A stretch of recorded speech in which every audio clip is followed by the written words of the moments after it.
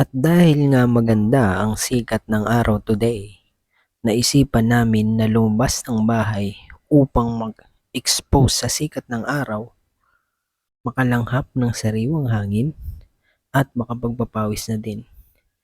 Kita nyo naman at sinimulan ko na nga agad mag-push up after ko mag-stretching. Hindi ko na nga isinama sa video dahil baka umaba ng husto at maumay kayo. Habang nagpo-push up nga ako ay pinagmamasdan ako ng aming baby na si Nate. Mabait po yan pero makulit.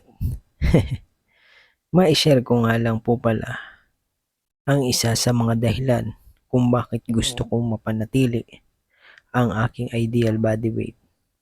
Maging fit at higit sa lahat maging healthy upang makasabay ako sa trip ng aming baby hanggang siya ay magbinata or kahit magkapamilya. Siyempre, kahit sino naman siguro gustong makita yung resulta ng kanilang magiging anak or apo. Dalangin ko rin sana na masubaybayan ko siya at magabayan sa tamang landas hanggang siya ay lumaki. Na maging pagpapala siya sa ibang tao, sa kapwa niya. Gusto kong ma-enjoy ang pagiging ama na walang nararamdaman kahit anong sakit. Alam naman natin na mahirap magkasakit. Meron pang kasabihan na health is wealth.